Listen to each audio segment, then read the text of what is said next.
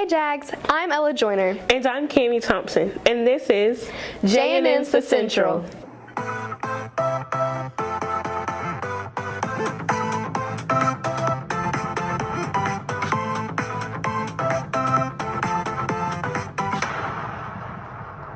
Madison Central will have a week off on October 9th through 13th for fall break. This week-long break is preparing Madison Central for its adjustment to a year-long calendar beginning in the 2024-2025 school year. These breaks will lead to a one-month summer at the end of this year. Intermittent breaks will be 2 weeks long during the 2024-2025 school year. The United States 2023 winter is predicted to look different this year due to El Nino. El Nino refers to warmer waters in the Pacific jet streams moving south, which will cause the northern U.S. to experience warm and dry conditions, whereas the southern U.S. will have wet and cold conditions. Be sure to bundle up this winter. And that's all for your national news. Here's Sela with your sports update. Hey there, Jags. Sela Wild with your sports update for the week. Last Monday, boys golf kicked off the week by placing first in the Starkville Invitational. No games were played on Tuesday, and on Wednesday, girls varsity golf placed second in the MCHS Invitational, shooting a team total of 142. On Thursday, your Lady Jags volleyball team traveled to Tupelo, where they won in straight sets. Your football team had their bye week last week, so no games were played on Friday. The weekend belonged to the Aqua Jags, as your swim team competed in the last chance meet on Saturday. Today, boys golf travels to Flowood to compete in the Northwest Draken Invitational. Once again, no games are scheduled for Tuesday, but on Wednesday, girls golf competes in the Clinton Invitational. Golf and volleyball share the day on Thursday as boys golf travels to play in the Mississippi State Invitational and the Lady Jags play in Brandon. Lastly, on Friday, your football team is back, playing Tupelo in the Jungle. That's all for this time, Jags, and make sure you check in with us next week for all your future updates and scores. And now, here's Ava with your weather.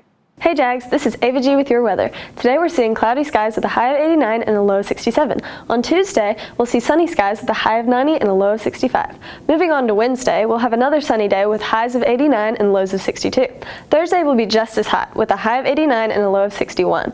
We'll finish the school week on Friday with mostly sunny skies with a high of 89 and a low of 64. That's all for this week. Back to Ella with the news. Thanks, Ava. Madison Central celebrated its 2023 homecoming on Friday, September 22nd, with the theme of MC's Playlist. J&N's Natalie Mann reports on all the hard work Madison Central put into making this night so special. Madison Central Homecoming is being hosted September 22nd in the school's cafeteria. Many clubs and faculty members come together to make this an eventful night. Some of the clubs include SGA, Art Club, and the Interact Club. So this year's theme, we were inspired actually by Dr. Birchfield's theme. His overall theme for this year for teachers and students is making beautiful music at Madison Central. So we thought it would be fun to kind of incorporate that into homecoming as well. I definitely think Pajama Day is always a big success. People love that one. So that's one we try to keep every year. And then seniors dressing up as old people, juniors, nerds, sophomores, kindergartners, that's always a big success as well. So we usually try to reuse those days as well because we know people are counting on those.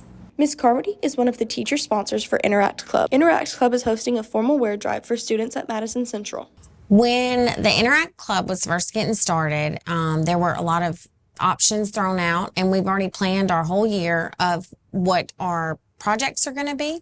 And one of the things that was thrown out was a suit and dress drive for the children at Madison Central, and we felt like this would be a great way to give back to the students. I think the most important thing to know is that we're going to hang on to the dresses and suits that aren't picked up, and we will have later dates where you can donate. So even after homecoming, if you have something to donate, we'll have another chance for that. So keep your eyes out for those dates. Trace Barefoot is the secretary and treasurer of the Art Club at Madison Central. Because the theme was MCHS Playlist, we thought of a music theme, and one of our sponsors, Ms. Bishop, she actually was the one that orchestrated more of like the themes and stuff that we need to print out or paint. There was an incident that happened where the big record that's in the cafeteria got ripped, and we had an idea to fill it up with music notes flowing out of it, and so you'll see that in the cafeteria if you go in there.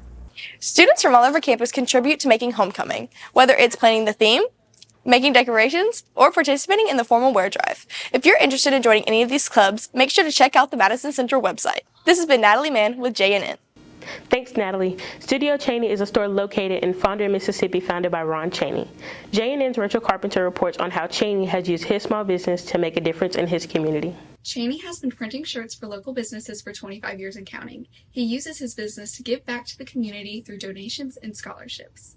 Chane is a creative artist as well as the owner and founder of Studio Chane in Swellophonic and Fontran. I am Chane. I am from South Jackson. I started out in the worlds of skateboarding and BMX, and that turned into the world of design with designing t-shirts and the t-shirt company Swellophonic, and also a screen print shop, Studio Chane. I created my print shop after a while of working with other printers in which weren't quite having the vision that I had, and I just realized, you know what, if I want it done right, I'm going to do it myself. This year we established the Swellophonic Community Fund. We also established the Studio Chane Community Fund. Each put a significant amount to the side in order to focus on art and humanities, and with that we gave scholarships, either visual art scholarships or community engagement scholarships. We gave one to Hines Community College, Tougaloo, Millsaps College, Belhaven, and Jackson State University. Outside of the scholarship, the rest of the foundation focuses on working with humanities such as homeless. Then we also just support small local causes that we feel like are applicable to art and humanities that other organizations are sponsoring. We only allow the scholarships to go to the Tri-County, the Hines, Rankin, Madison area. This is our way of supporting our people. We are very careful not to necessarily call our company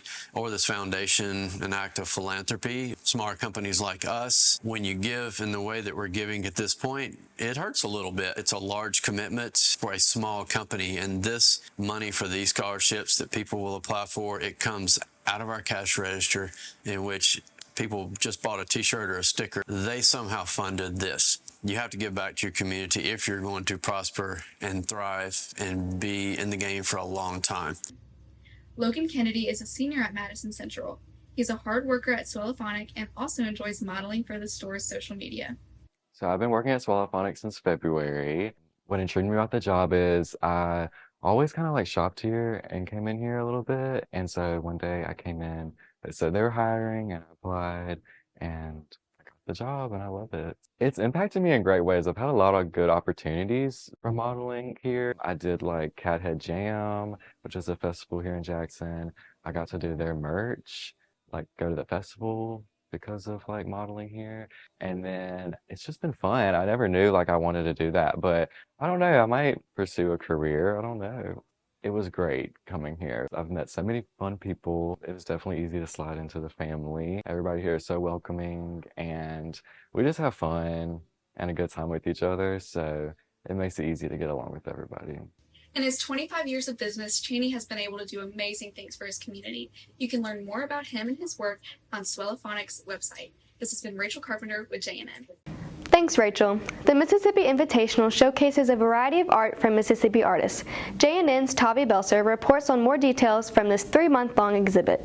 The Mississippi Invitational is an event hosted by the Mississippi Museum of Art that shows off the works from artists from across the state.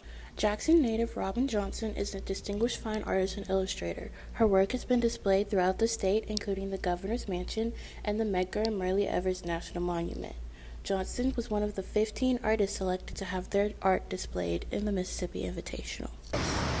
What inspired me to pursue being an artist would be, I think it's always been in me since I've been a kid, but I seriously wanted to pursue art back in 2014.